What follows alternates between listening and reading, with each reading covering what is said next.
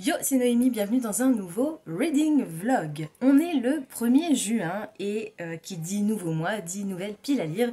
On se retrouve donc comme je me suis organisée pour la lecture, le nouvel épisode du vlog de série. Et cette fois-ci, ce sera la trilogie de Nuit d'hiver de Catherine Arden.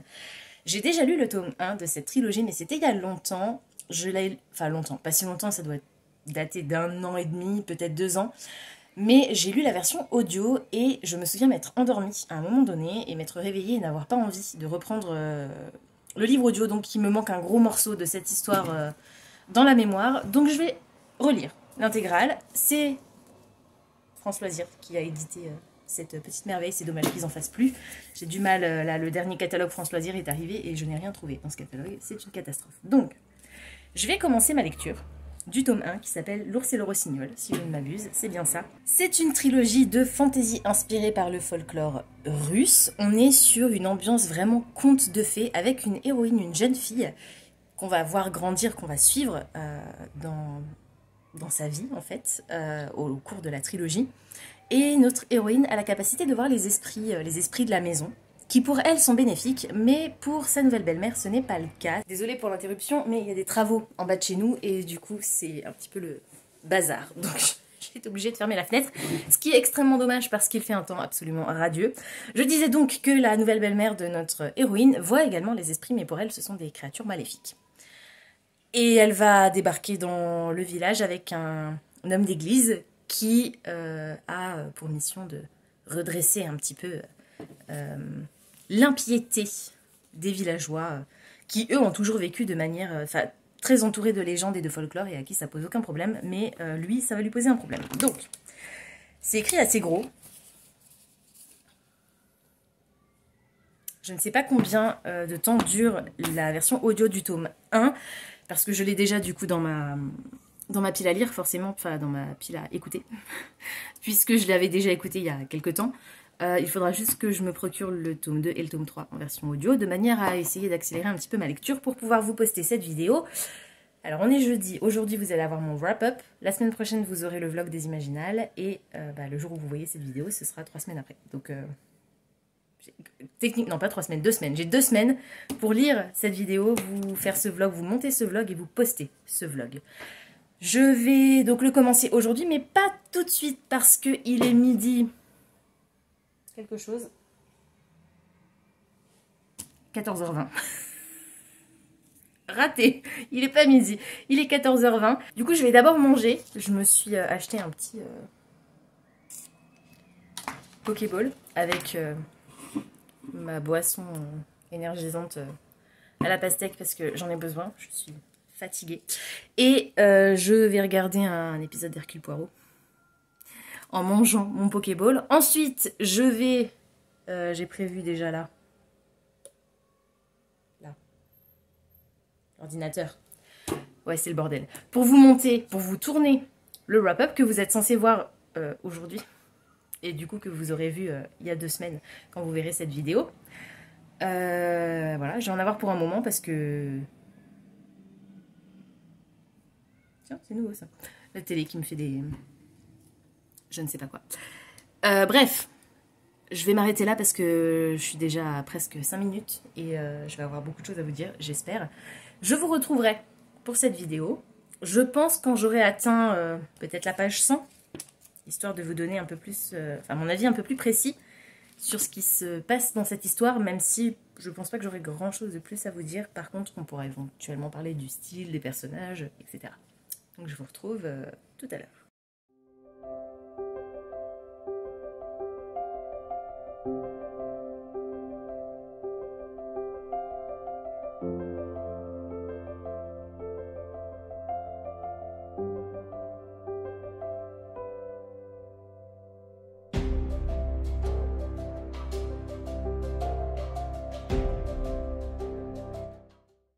Bon, j'ai aussi fermé la fenêtre pour que vous entendiez moins les travaux. J'ai pris mon marque-page 3D bleu parce que c'est l'hiver.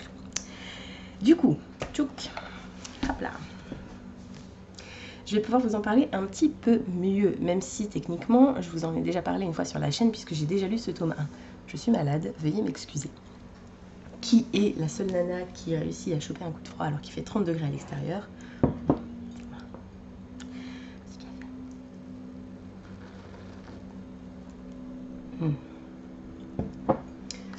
Dans cette histoire, on va faire la rencontre de Piotr et Marina, qui sont deux Russes issus de la famille du tsar, puisque Marina est la sœur du...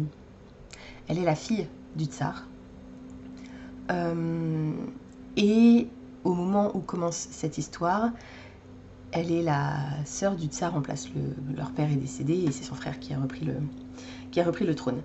Marina et Piotr ont 3 enfants. 4 enfants 4 enfants. 3 garçons et une fille. Et au début de l'histoire, Marina découvre qu'elle est enceinte. Enfin, elle annonce à Piotr qu'elle est enceinte. C'est l'hiver, Marina est une jeune femme assez extraordinaire, mais un peu faible. Et elle va malheureusement mourir en couche. Mais elle sait qu'elle est destinée à mourir en couche et elle sait qu'elle est destinée à avoir cet enfant. Cet enfant qui s'appelle Vassilissa. Vassia, c'est son surnom. Je crois que c'est Vassilissa. Bon, j'ai été obligée de complètement fermer les fenêtres. Parce que la municipalité tond la pelouse. Bref, donc c'est bien Vassili... Ah purée. Je m'en souviens plus. Vassilissa, c'est bien ça. C'est Vassilissa qu'on appelle Vassia. Donc cette petite fille va naître, Marina va mourir et Piotr pendant des années va décider que, après tout, ils vivent très bien comme ça. Seulement Vassia, c'est une petite fille pas tout à fait comme les autres. Elle est plus sauvage, plus libre, plus enjouée, ouais on peut dire ça. Ce qu'il faut savoir, c'est que la mère de Marina était une jeune femme qui a débarqué à la capitale d'on ne sait où. Elle est arrivée complètement déguenillée et le tsar est tombé follement amoureux d'elle. Mais elle était un peu... pas tout à fait comme les autres. Il y a une histoire de... peut-être sorcellerie, quelque chose de mystique en tout cas, avec cette famille, les femmes de cette famille. Et il semblerait que Marina a décidé de mener au bout sa grossesse parce qu'elle voulait une fille qui serait comme sa mère, donc pleine de pouvoir et dotée d'une imagination et d'une volonté totalement débordante. Ce qui est le cas avec Vassilissa. Vassia. Je vais me contenter de son surnom. Et un beau jour, Piotr se rend compte que peut-être que cet enfant aurait quand même besoin d'une mère. Donc il va retourner à la capitale pour tenter de trouver un mari à sa fille. Parce que, alors sa plus grande fille, hein, pas Vassia qui est encore toute petite, mais à sa plus grande fille qui a eu 14 ans. Et il va pour lui-même essayer de se trouver une épouse. Le prince, le voyant arriver, est un peu surpris parce que sa sœur est décédée il y a 7 ans à peu près au moment de Piotr arrive à la capitale. Et d'un côté, c'est pas plus mal parce qu'il a une fille, le prince, qui est bizarre. Pas tout à fait comme les autres. Alors, je vous rappelle que le prince était le frère de Marina, donc ils avaient la même mère. Et ils savent pas quoi en faire de cette jeune fille, de cette princesse qu'ils considèrent comme folle. Et ils étaient sur le point de l'envoyer au couvent. Sauf que Piotr a besoin d'une femme. Et c'est la bonne excuse du coup pour l'envoyer loin, pour qu'elle soit loin de tous ces événements politiques. Donc, elle n'est pas ravie parce qu'elle voulait absolument aller au couvent. Et la raison pour laquelle elle voulait aller au couvent, et ce qui la rend un peu spéciale, tout comme Vassia, c'est qu'elle voit des démons. Elle voit des esprits, en fait. Et ces esprits n'ont absolument rien de maléfique, mais pour elle, ils sont maléfiques. Pour Vassia, ce n'est pas le cas. Elle voit les petites créatures qui aident au quotidien, qui veillent sur la maison, qui veillent sur les chevaux. Mais Anna, puisque c'est le prénom de la nouvelle femme de Piotr, elle considère qu'ils sont maléfiques. Elle va donc retourner dans le village de Piotr et Piotr a réussi du coup à trouver un époux à sa fille, époux qui n'est autre que le cousin du prince héritier, puisque étant donné qu'il est plus âgé que le prince héritier et que la transmission du pouvoir ne se fait pas systématiquement de père à fils, il a vraisemblablement plus de chances de devenir le prochain tsar que le propre fils du tsar actuel. Donc, pour éviter que ça arrive, le tsar décide que son neveu va aller épouser la fille de Piotr. On en est là dans l'histoire. Ensuite, donc Anna arrive, elle passe quasiment tout son temps à l'église parce que c'est le seul endroit où les petites créatures maléfiques pour elle n'apparaissent pas. Mais Piotr revient de la capitale avec un cadeau pour Vassia. Un cadeau qui lui a été offert par un homme très étrange, un homme à la peau très claire, aux yeux bleu glacial. Et je vais pas trop vous en dévoiler, mais on est sur une histoire qui se base, comme vous l'aurez compris, sur le folklore russe et sur les contes russes plus particulièrement. Et j'adore cette ambiance très conte de fées, mais en même temps très sombre parce qu'on voit vraiment le côté dur de la vie de paysan. Même si Piotr est un boyard renommé et aimé, apprécié dans son village et qu'il a quand même un certain pouvoir, eh ben, il participe à la vie quotidienne, il va au champ, il va à la chasse, et ils vivent une vie dure parce qu'ils sont dans le fin fond de ce qu'on appelle nous la Russie, ce qu'ils appellent eux la Russe. Et c'est dur, c'est très dur, il fait super froid, enfin quand je dis super froid c'est un euphémisme. Non pas Dounia, Dounia c'est la... comment la dame qui a élevé Marina à l'époque et qui du coup a élevé un petit peu, qui a aidé à élever les enfants de Piotr et Marina. Et elle est présente elle aussi dans cette histoire et c'est elle qui va garder le cadeau, donc le cadeau c'est un collier. Le cadeau que le roi de l'hiver va remettre à Piotr, elle considère que Vassia est trop jeune pour porter ce fardeau. Donc elle va le conserver jusqu'à ce que Vassia soit en âge de l'obtenir. Et j'en suis arrivée au moment où je pense que Vassia va obtenir le collier parce que Piotr se rend compte qu'elle est devenue une femme. Toujours aussi indépendante, toujours aussi garçonne, toujours aussi hors des cases. Et il faut la marier. Il faut la marier parce que si on ne la marie pas, le roi de l'hiver, qui est la personne qui lui a donné ce collier, va venir la réclamer, forcément. On a à côté de ça un des frères de Vassia qui est très dévot, très croyant et qui, quand ils sont partis à la capitale pour chercher une nouvelle femme à leur père, est tombé sur un prêtre qui est très aimé et il décide de se faire prêtre lui-même. Et on a un autre prêtre, ouais, il y a beaucoup d'éléments, qui lui a tellement de succès que le tsar actuel, qui est du coup le régent en attendant que le fils de l'ancien prince qui est décédé, de l'ancien tsar, prince, je crois que c'est des princes, on les appelle des princes, qui est décédé puisse prendre le pouvoir, c'est lui qui est au pouvoir, et lui, il entend parler d'un prêtre qui est tellement aimé des gens que ça en devient, c'est une star de rock, le mec, quoi. Donc, il décide de l'envoyer loin aussi pour pas que, je vous l'ai dit, le pouvoir ne se transmet pas systématiquement de père à fils, et c'est, je ne sais plus quelle entité qui décide que c'est cette personne qui sera au pouvoir. Donc, si le prêtre a les moyens de retourner la foule contre le prince qui est censé accéder au trône, bah ça peut arriver. Donc le régent décide de l'envoyer loin, et ça tombe bien puisque le prêtre du village de Piotr vient de mourir, donc il décide que c'est l'opportunité rêvée, et il va envoyer ce prêtre-là, qui a beaucoup d'influence, dans le village de Vassia. Et alors il y a un gros aspect religieux de cette histoire que je déteste, mais parce que je déteste tout ce qui tourne autour de la religion, la plupart du temps. On est sur un prêtre qui est vraiment extrémiste, en fait, tout simplement. Il est le messager de Dieu et tout ce qu'il dit vaut tout l'or du monde. C'est lui qui possède la vérité. Il refuse d'entendre quoi que ce soit d'autre. Vassia est... Ah oui, alors, parce qu'on est à une époque où, il y a encore peu de temps, les Russes, enfin les habitants de la Russe, croyaient en les anciens dieux, et la Russe est devenue catholique depuis peu, enfin depuis quelques années déjà, mais il y a encore certains, comment on dit, irréductibles, c'était ça le mot que je cherchais, comme dans Astérix, qui croient encore aux anciens dieux. Alors c'est pas forcément le cas du village de Vassia, mais ils continuent malgré tout à faire des offrandes aux petits êtres protecteurs des maisons. Et ça, pour Alexander,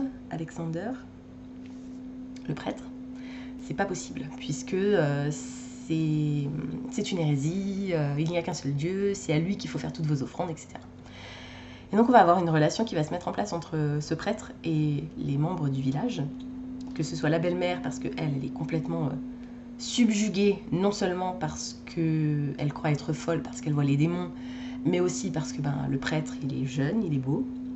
Et Vassia, qui elle est encore assez jeune, elle doit avoir, je pense, entre 15 et 17 ans peut-être, qui, elle, fascine le prêtre, parce qu'elle a ce côté un peu sorcière, elle a ce côté très libre, très sauvage, qu'il aimerait bien mater, mais en même temps, il est attiré par elle. Donc on a vraiment cette relation abusive du prêtre sur toutes ses ouailles, psychologiquement. Et je crois me souvenir qu'à un moment donné, il va même y avoir une agression physique.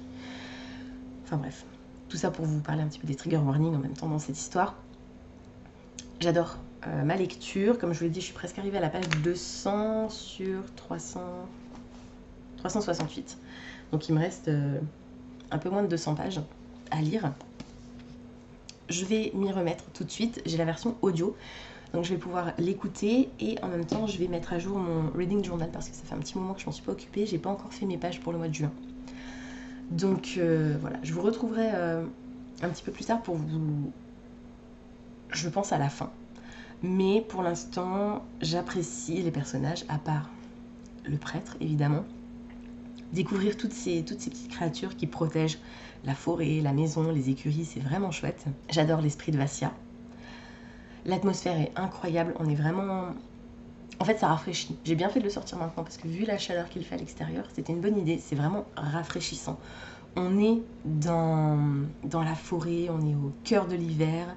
On a envie de se blottir sous la couverture pour se réchauffer, même si, comme je l'ai dit, il fait 30 degrés à l'extérieur.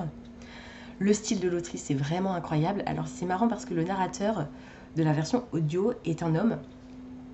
Et du coup j'oublie que c'est une femme qui a écrit ce texte. Mais c'est vraiment beau. C'est vraiment très très beau. C'est pas lyrique, il n'y a pas d'envolée spécifique. Mais je trouve que c'est très bien écrit. L'histoire me plaît beaucoup. Vous savez que quand on est sur...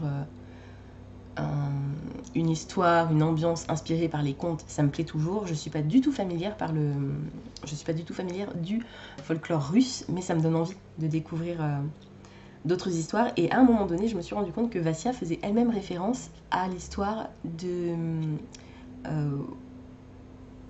East of the Sun, West of the Moon, qui est en fait apparemment un conte russe, à confirmer.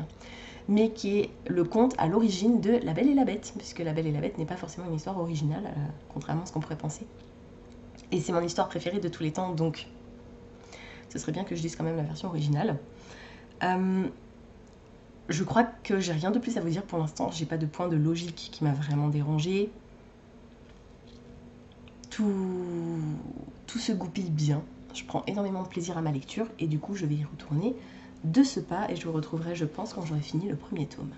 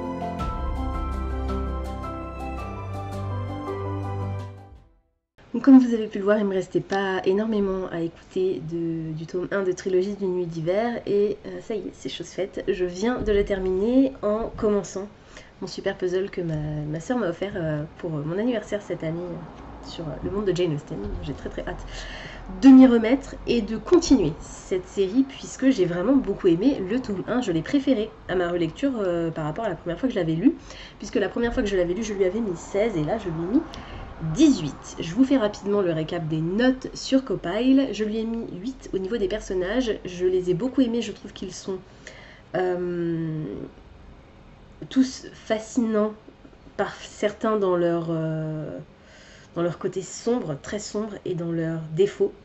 Mais c'est pas des défauts de l'écriture de l'auteur, c'est les défauts que l'auteur a donné à ses personnages, et je trouve que elle réussit à aller très loin dans la psychologie de ces personnages, et c'était super intéressant.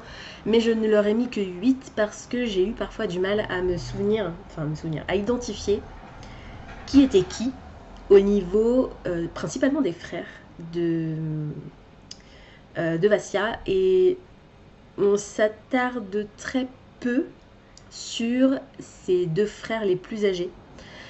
J'aurais bien aimé passer un peu plus de temps avec eux, je pense. Au niveau de l'atmosphère, j'ai mis 10. Au niveau du style de l'autrice, j'ai mis 10. Au niveau du plaisir global à la lecture, j'ai mis 10. C'était vraiment extraordinaire, je me suis régalée, j'ai adoré l'ambiance, j'ai adoré la façon dont l'autrice raconte son histoire, et j'ai passé un super moment. Au niveau de l'histoire, justement, j'ai mis 8 sur 10. Je l'ai adoré, mais j'ai l'impression qu'il me manque quelques éléments pour vraiment tout comprendre. Il semblerait que ce soit une réécriture, ou, comme je vous l'ai dit, l'histoire est inspirée par le folklore russe, c'est clair. Mais il y a tellement... l'accent est tellement mis sur cette histoire qui est racontée au début par le personnage de Dounia. Du coup, je me demande si non seulement c'est inspiré du folklore russe, mais en plus ce serait pas carrément une réécriture. Il faudrait que je me renseigne. Du coup, j'ai l'impression qu'on va très loin dans ce conte, dans l'histoire de cette histoire. Mais j'ai l'impression qu'il manque des éléments. Bref. Au niveau du côté intriguant, j'ai été happée dès le départ, et il y a un moment donné où je me suis un peu perdue. D'ailleurs, c'est aussi la raison pour laquelle j'ai mis que 8 à l'histoire globale, à cause de l'aspect religieux. Je vous l'ai dit, hein, tout ce qui tourne autour de la religion, ça ne me plaît pas du tout de manière générale. Et ça ne déroge pas à la règle, cette histoire ne déroge pas à la règle. Alors, je suis désolée, pour le bruit que vous entendez, il faut absolument que les gens passent sous ma fenêtre au moment où je vous fais un update. Il n'y a pas eu de bruit de tout l'après-midi, et tout le monde décide de passer sous ma fenêtre au moment où je vous fais l'update, comme par hasard. Bref, j'en finis très rapidement avec la logique. J'ai mis 8 sur 10 parce qu'il y a deux petits points qui me gênent. Le premier, c'est le comportement de Vassia est tellement fidèle à elle-même depuis le départ. Je trouve ça un peu dommage que ses proches ne lui fassent pas un peu plus confiance. Et je trouve que le père de Vassia, particulièrement, ne prête pas suffisamment attention à sa fille, malgré tout ce que sa première femme lui a dit, et malgré ce qu'il ressent au contact de son enfant. Et puis l'autre petite chose, c'est le roi de l'hiver, qui pour moi est très indulgent. Je l'aurais bien vu, alors pas forcément faire de lui un vrai gros méchant, mais peut-être lui permettre de secouer un peu plus Dounia notamment, sans trop vous dévoiler vraiment ce qui se passe. Voilà, mais en tout cas j'ai adoré, et je vais filer tout de suite, commencer le tome 2 qui s'appelle La fille dans la tour. À la fin du tome 1, on a des pertes, on a plusieurs personnages qui malheureusement ou heureusement ont disparu, et on a Vassia, notre héroïne, qu'on va suivre tout au long des 3 tomes, donc je pense pas que ce soit un spoiler de vous dire qu'elle vit encore à la fin de ce tome 1, qui va devoir s'enfuir parce que avec tout ce qui s'est passé, toute cette histoire de démon et ce prêtre qui a monté le bourrichon aux villageois, il est possible que sa vie soit en danger, parce qu'avec tous les malheurs qui ont frappé le village, ses anciens amis, les anciens amis de sa famille, ces villageois qu'elle a connus toute sa vie, malheureusement se retourne un peu contre elle et elle est obligée de s'enfuir pour protéger sa vie tout simplement. Et donc l'histoire se termine comme ça, l'histoire se termine par Vassia qui va s'enfuir. Alors c'est un peu vous dévoiler la fin, mais oui et non.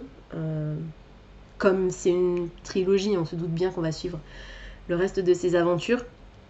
C'est une série qui est sortie il y a quelques temps déjà, quelques années. Et alors vous me direz dans les commentaires si ça vous embête que je spoil ou pas. Je vous avais posé la question, je crois, je sais plus, pour les lames du cardinal ou les larmes rouges, et j'avais pas trouvé de réponse. Mais vraiment, n'hésitez pas à me le dire parce que j'essaierai de m'adapter en fonction. Là, pour le coup, je suis partie pour vous spoiler un peu plus, je pense, que pour les séries précédentes. On verra comment ça vous plaît ou pas. Voilà. Je vous laisse et je vais retourner à mon puzzle et à ma lecture. Et puis je vous retrouverai quand j'aurai atteint la page 100 à peu près du tome 2. Qui fait à peu près 410 pages. Il est bientôt 23h et je vous reprends juste pour vous dire que j'ai terminé le tome 2 de Winter Night, La fille dans la tour, que c'était trop bien mais que je reviendrai dessus plus longuement demain parce que là je vais aller me coucher. Et j'ai aussi fini mon puzzle. Je suis trop contente. C'était trop bien, ça m'a pris pile poil le temps du bouquin. Donc faut que je regarde combien de temps, parce que vraiment genre j'ai fini mon bouquin et allez 10 minutes plus tard j'avais fini le puzzle. Et encore 10 minutes je suis généreuse. Donc je vais voir à peu près combien de temps ça m'a pris de lire le livre, sachant que je lisais à une vitesse x2, et ça me donnera une idée d'à peu près le temps que ça m'a pris pour faire ce puzzle. Qui, comme je l'ai dit, était très très cool, il y a beaucoup de détails, donc c'était vachement chouette. Mais je vous reprendrai demain, je pense, pour vous donner mes impressions définitives sur le tome 2 de Winter Night. Et en attendant, je vous dis à tout de suite pour vous et à demain pour moi. Coucou, je suis sur le parking du boulot. Je vais aller travailler, il est 9h moins 10, quelque chose comme ça. Je vous reprends juste pour refaire un petit peu le point sur le tome 2 de Trilogie du nuit d'hiver de Catherine Ardenne, donc La fille dans la tour, que j'ai noté 9-14 dans Copile et qui du coup a le même nombre d'étoiles sur Goodreads. 5 étoiles. Oui, c'est ça, 5 étoiles. Mais que... Alors, c'est pas vraiment que je l'ai préféré au niveau du plaisir global à la lecture. J'ai mis exactement la même note, 10. Parce que c'était vraiment chouette. Le style de l'autrice est incroyable, l'atmosphère est géniale. Le point sur lequel j'ai rajouté un petit point justement, c'est les personnages, parce que vous vous souvenez pour le tome 1, je vous disais c'est dommage, on voit pas assez la fratrie, l'interaction entre les frères et sœurs. Et bien dans ce tome 2, c'est complètement ça. Vassia va se retrouver à Moscou et donc avec sa sœur qui est devenue princesse et qui a des enfants, et avec son frère qui lui est devenu prêtre. Voilà, donc c'était chouette de les voir interagir. Au niveau de l'histoire, je suis toujours sur 8 sur 10, parce que même si le côté religieux était moins présent, malgré la présence plus importante de Sacha, je crois que c'est ça son frère Alexandre, Sacha, parce que les surnoms russes sont différents des nôtres. Sacha, c'est le surnom pour Alexandre. Bref, même si l'aspect religieux est moins important, il est présent bien sûr, mais moins que dans le tome 1, eh ben, on a un trope dans ce tome 2 que je pensais apprécier, et je pense que c'est le cas, j'apprécie toujours ce trope, mais là, ça m'a pas enjaillé plus que ça. C'est le trope du travesti. En fait, Vassia se travestit en homme pour pouvoir déambuler dans Moscou en toute sécurité, puisqu'en tant que femme seule, ce serait plus compliqué pour elle, malheureusement. Bref, donc elle se travestit, et quasiment pendant tout le roman, elle se travestit en garçon. Donc elle est aidée par son frère, mais évidemment, on se doute bien qu'à un moment donné, ça va pas le faire. On a un nouveau personnage qui est introduit dans cette histoire, et que je trouve intéressant, mais je sais pas. Il y avait un truc vraiment bizarre. Il m'a beaucoup fait penser à Non, même pas en fait. Je sais pas, je saurais pas quoi vous dire, quels sont mes sentiments par rapport à ce personnage en fait. C'est assez étrange. Je suis contente que cet arc se termine en fait dans ce tome 2. On a l'introduction de ce nouveau personnage et vraisemblablement, vu comment le tome 2 se termine, on ne devrait pas le recroiser dans le tome 3. Mais j'espère que dans le tome 3, on va revenir avec l'ours du tome 1 comme gros méchant. Ça pourrait être cool. Ce que j'ai apprécié, c'est aussi la complexité de la relation entre Vassia et Morosco, donc le dieu de l'hiver, le roi de l'hiver. J'adore leur relation et en même temps, je trouve qu'elle est tellement ambiguë et étrange. En même temps, c'est une créature presque mythologique, donc forcément c'est assez bizarre. Mais pas bizarre creepy, genre bizarre féerique, merveilleux. Et j'adore. Alors, il y a un élément de ce tome 2, on en a déjà entendu parler dans le tome 1, mais il y a le mythe de l'oiseau de feu qui est évoqué dans ce tome 2, encore plus que dans le tome 1, et du coup ça m'a beaucoup fait penser à Grisha, forcément, qui est aussi inspiré par le folklore russe d'une certaine manière, donc forcément les légendes se répètent. Et c'était très cool. Je ne pensais pas que l'histoire se terminerait de cette façon.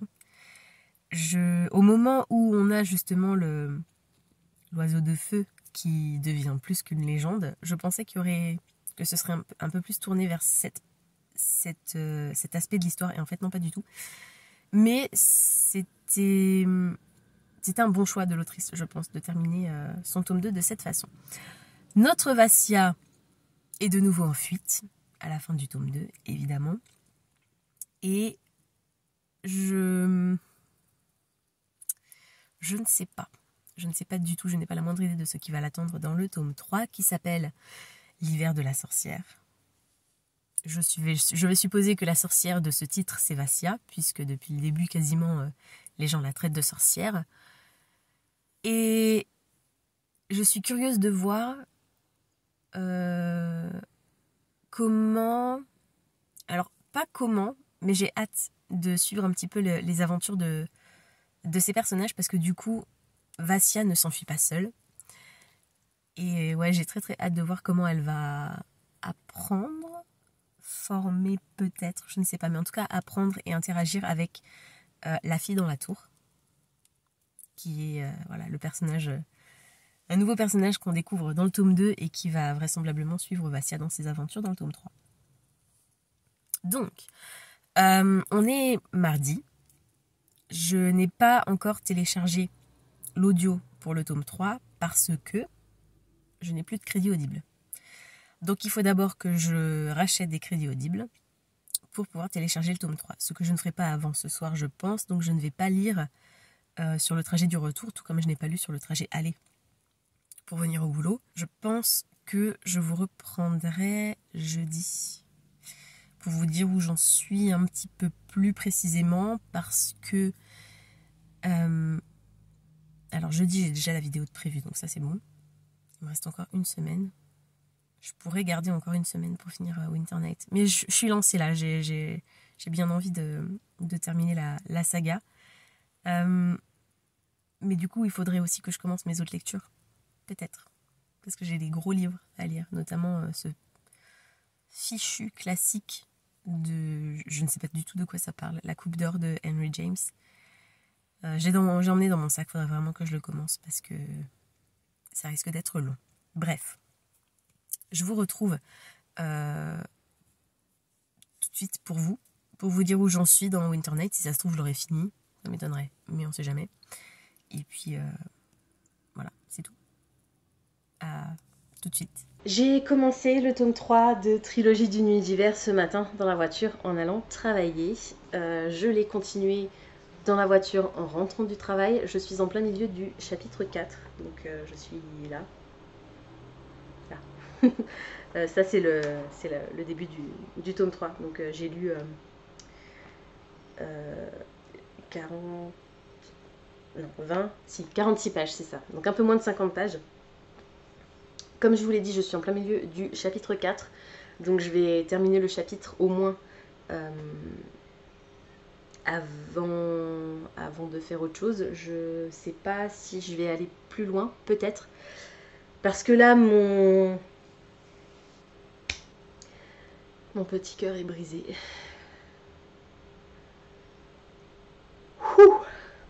C'était dur. C'était dur. Le début de ce chapitre 4...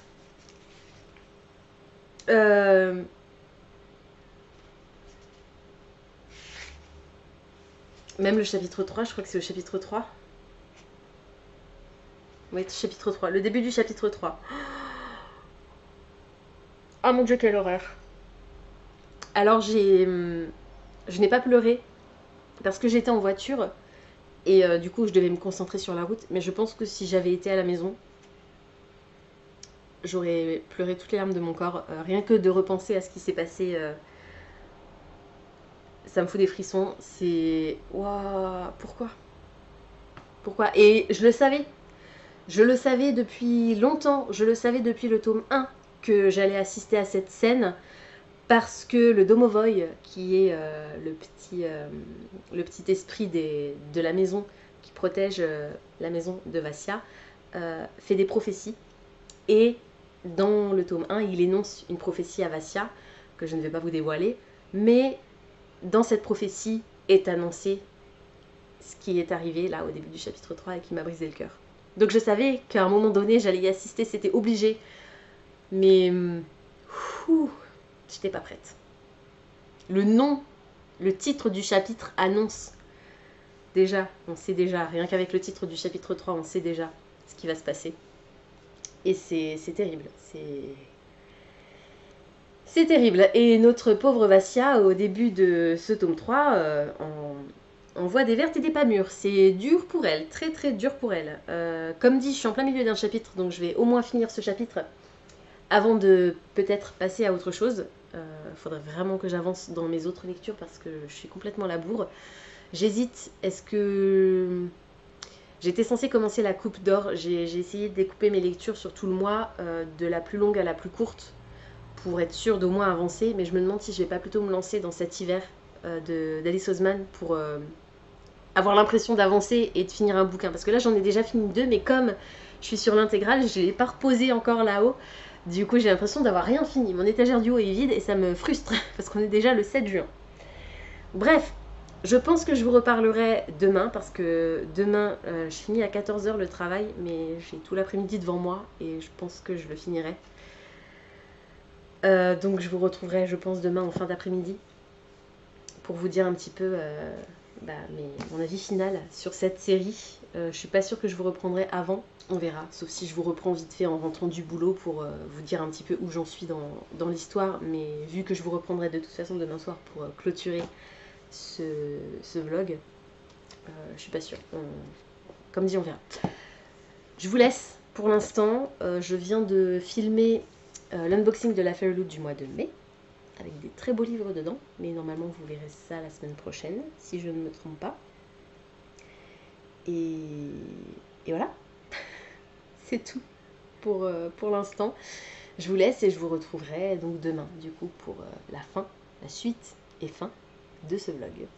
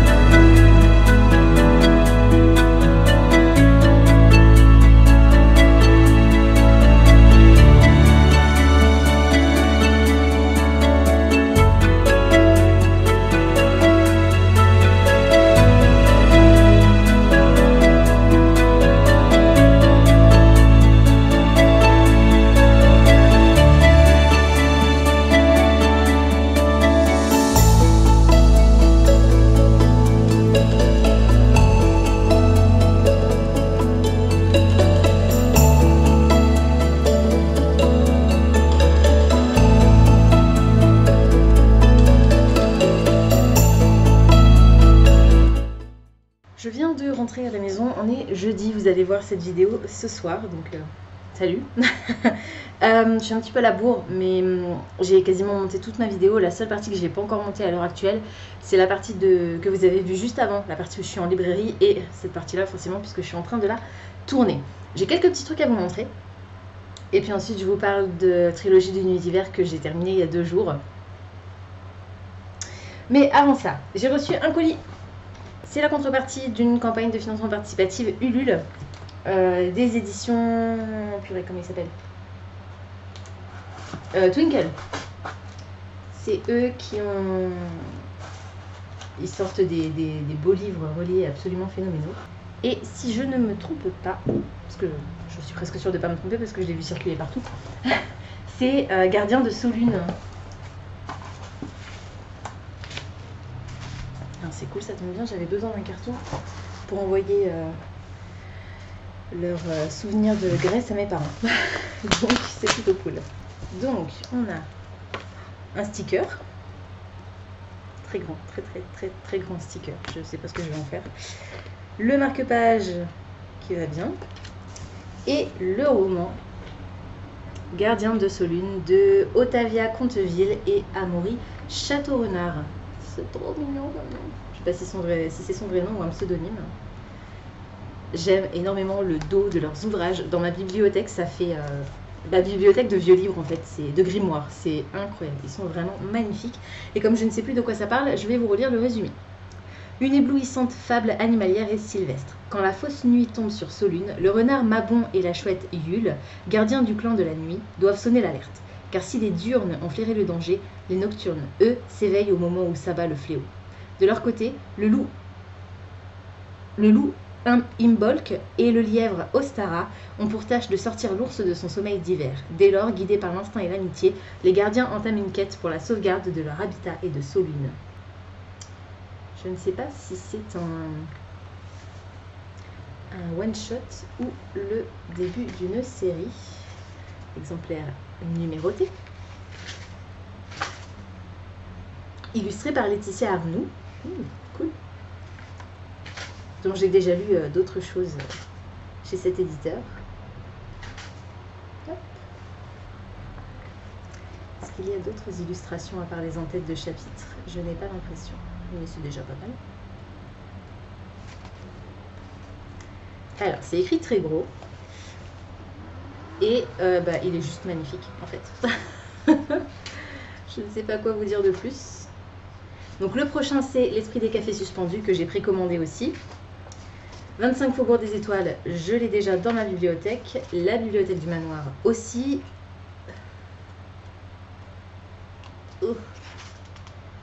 Stories from Snowdonia, je crois que je l'ai aussi dans ma bibliothèque. Ou alors il y en a un des deux que j'ai préco. Et La Horésie de l'hiver, je l'ai dans mes cartons, je l'avais déjà lu. Hop. Le sommaire et les remerciements aux contributeurs, qui sont comme d'habitude pas classés par ordre alphabétique, donc pour retrouver mon nom ça va être quelque chose. Je suis trop contente. Bon, je n'ai pas l'impression que ce soit un tome 1, donc c'est plutôt cool. J'aime bien les one-shots. Et comme d'habitude, il est très beau. Et si vous voulez tout savoir, il coûte 26,90 €. Je ne sais pas si vous pouvez vous le procurer sur le site déjà. En général, les éditions Twinkle font des réimpressions après la campagne de précommande. Donc si jamais ce livre vous intéresse, vous devriez pouvoir quand même vous le procurer. Peut-être pas tout de suite, mais en tout cas, à un moment donné, je pense qu'il y aura moyen de le retrouver.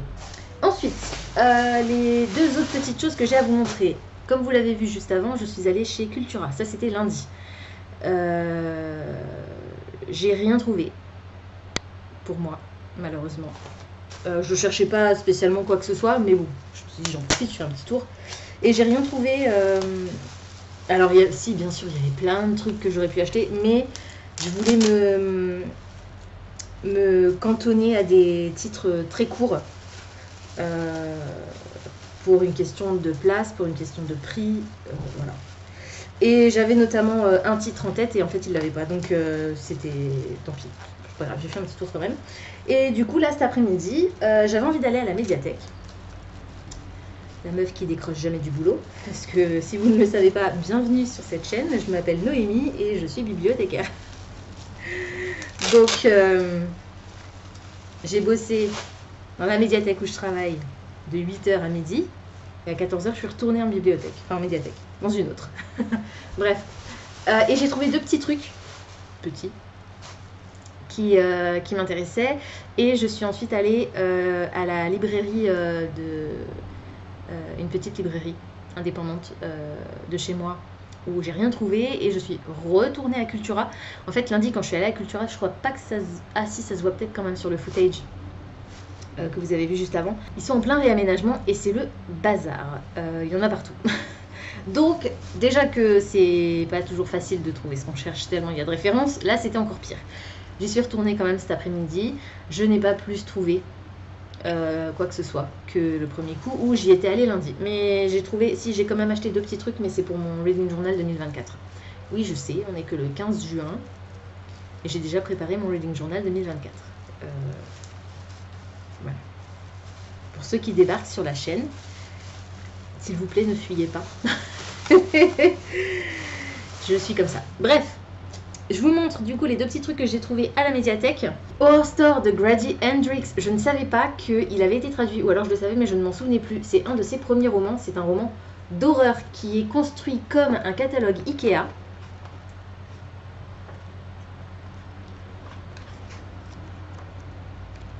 Voilà. Avec des zombies. Alors, j'aime pas les zombies. Mais... ça fait très longtemps que j'ai envie d'essayer un roman de Grady Hendrix et je me dis que celui-ci, rien que pour le format, ça peut être très très fun. Et c'est aussi pour ça que j'ai emprunté à la médiathèque, c'est parce que vu le format, je devrais réussir à le lire assez vite. Donc je vais essayer de le mettre, si j'y arrive, dans ma palle des cartes du mois de juillet. Tout comme je vais essayer de mettre dans ma palle des cartes du mois de juillet Le Chant des Nuits de Émilie Kerbalek, parce que c'est le seul finaliste du PLIB adulte, enfin finaliste du PLIB tout court, mais finaliste du PLIB adulte, que je n'ai pas dans ma pile à lire, que je n'ai pas en version numérique ou en version papier, et je suis tombée dessus. Donc je me suis dit, bon bah plutôt que de l'acheter pour l'instant, je l'emprunte, je vais le lire, et s'il me plaît, je l'achèterai. Mais voilà, je vous avoue que de toute la sélection des finalistes du PLIB, je pense que c'est celui qui me faisait le moins de l'œil, qui m'intriguait le moins. Donc je suis contente de l'avoir trouvé en médiathèque. Si ça se trouve, je vais le surkiffer. Hein. C'est comme Tiziri, je ne m'attendais pas à l'aimer autant parce que c'est de la SF. Celui-là, bon, évidemment, c'est aussi de la SF. C'est chez Albin Michel Imaginaire. J'aime beaucoup leur charte graphique, la charte graphique qu'ils ont créée pour cette collection. Et il a remporté le prix des Imaginales des bibliothécaires 2023, donc cette année. Donc il y a moyen que ça me plaise quand même, mais par contre c'est écrit tout petit. Et il est super dense, il doit faire dans les presque 500 pages, 470 pages. Donc pareil, celui-là je vais essayer de me le caler en juillet, parce que de toute façon il faut que j'avance dans les finalistes du PLIB. Et comme c'est un livre que j'ai emprunté à la médiathèque, j'aimerais bien pouvoir le rendre vite pour ne pas me retrouver à être en retard et devoir me précipiter à la médiathèque parce que j'aurais oublié de rendre mes livres. Pour une bibliothécaire, franchement, ce serait un comble. Alors, je sais pas quel temps il fait chez vous, mais je sais pas où j'ai foutu mon téléphone. Je ne sais pas, c'est pas grave. Chez moi, il fait extrêmement chaud. Alors, quand je dis extrêmement chaud, tout est relatif. Hein. J'habite en Alsace. On a des étés très chauds et des hivers très froids. On est le 15 juin et il fait 27 degrés. Il faisait 34 dans la voiture quand j'ai récupéré la voiture en sortant de la médiathèque. Je supporte très mal la chaleur. Donc je suis en train de fondre. Je vais boire un coup. Restons hydratés cet été, c'est important. Et donc je reviens vers vous aujourd'hui, en dehors de ce petit biblio haul et book haul des éditions Twinkle, je vais y arriver, pour clôturer ce vlog et vous donner mon avis final sur Trilogie des Nuits d'hiver que j'ai terminé mardi. On est jeudi, donc c'était il y a 2 jours. C'était trop bien. C'était trop bien. J'ai mis 5 étoiles aux 3 tomes. Je vous ai déjà dit ce que j'ai pensé du tome 1 et du tome 2. Du coup, je vais me concentrer un peu plus sur le tome 3. J'ai adoré. Je l'ai autant apprécié que les tomes précédents. J'ai mis... Alors, j'ai enlevé quelques points. Faut que je me souvienne où. Je pense que c'est au niveau des personnages et au niveau des... peut-être de la logique. Peut-être. Ou de l'histoire, je sais plus. Mais tout le reste, j'ai mis des 10 partout. C'était incroyable. Alors, si vous êtes lecteur ou lectrice saisonnière, je vous conseille d'attendre l'hiver pour lire cette trilogie. Évidemment, c'est basé sur le folklore russe. Ça se passe donc en Russie, en plein hiver la plupart du temps. Voilà, donc si vous cherchez une lecture saisonnière pour l'hiver, je vous conseille vraiment celle-ci. Par contre, si vous n'êtes pas lecteur, lectrice saisonnière, que vous en avez rien à faire que de lire un truc qui se passe en hiver en plein été, je vous conseille de le lire maintenant, quand il fait super chaud, parce que au niveau de l'atmosphère, c'est juste phénoménal. Ça m'a rafraîchi parce que les descriptions des paysages, les sensations des personnages avec ce froid persistant. Je vous rappelle que le personnage principal masculin est le roi de l'hiver, le dieu de l'hiver, un personnage mythologique qui est l'incarnation de la saison hivernale. Et c'était phénoménal. J'ai adoré les relations entre les personnages, la complexité des échanges, de la relation entre Vassia, donc l'héroïne, et Morosko, le roi de l'hiver.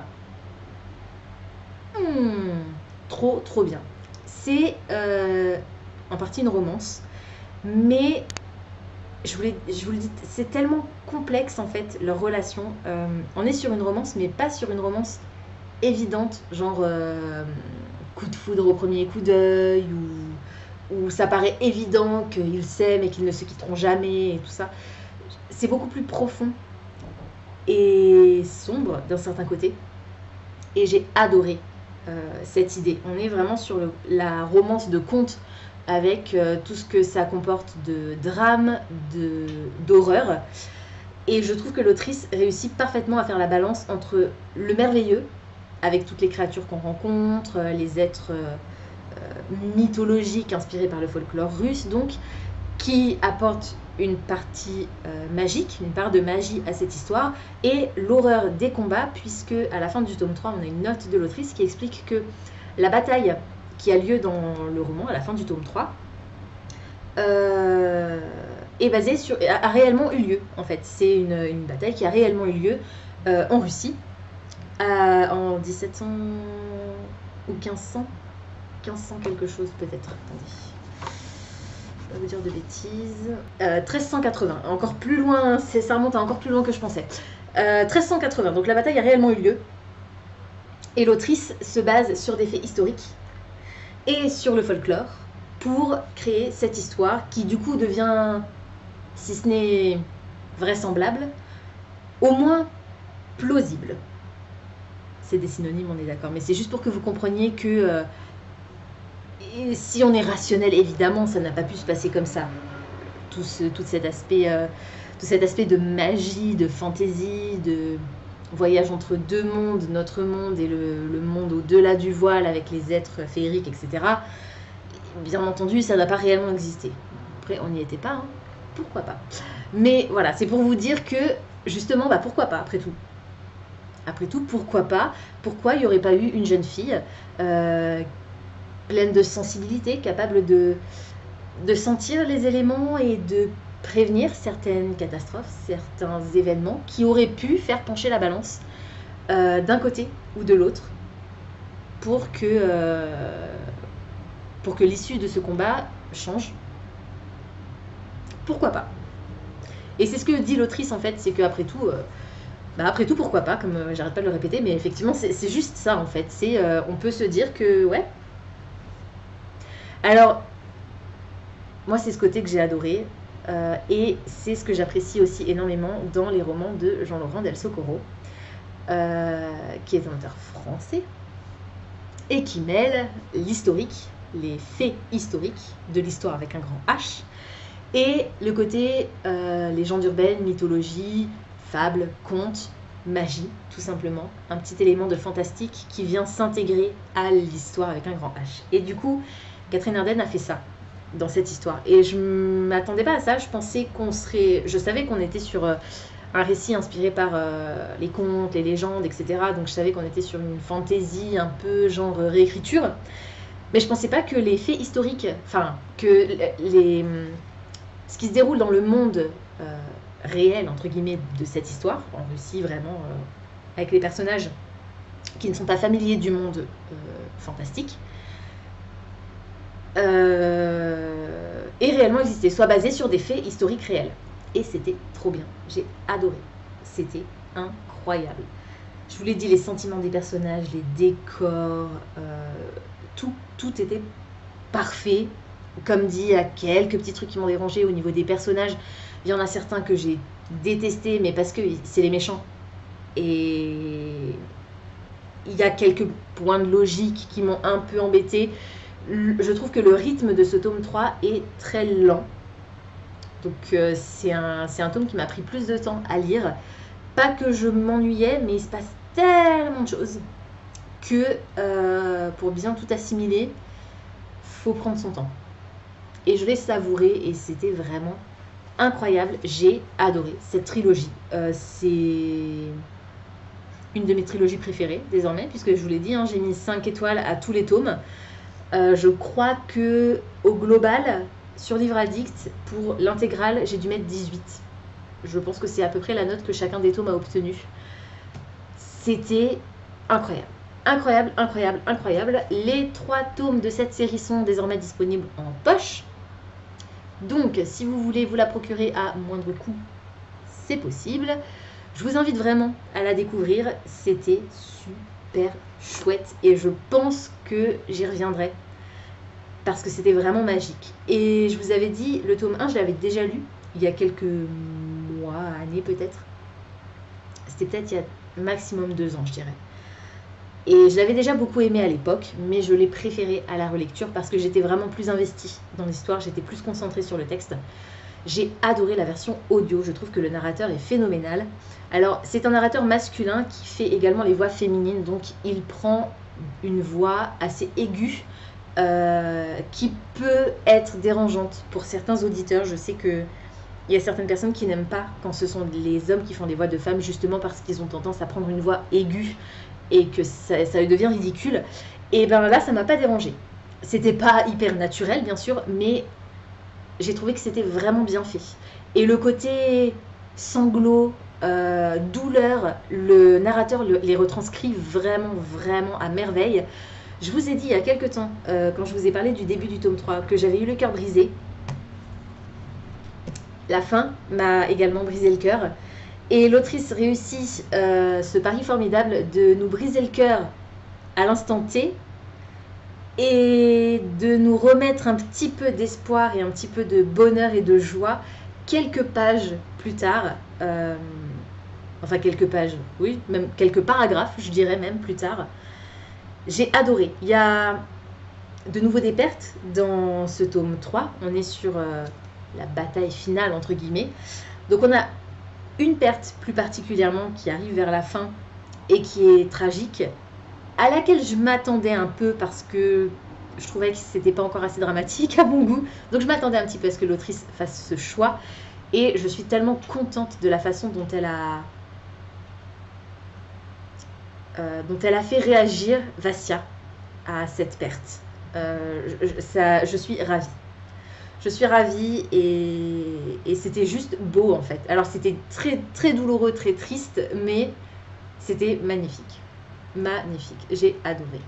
Et je serais très intriguée et contente de lire, alors pas forcément un autre roman dans l'univers, un roman complet, mais si l'autrice veut nous sortir quelques petites nouvelles avec les personnages ou mettant en scène Morozko ou Medved ou même Vassia ou d'autres personnages.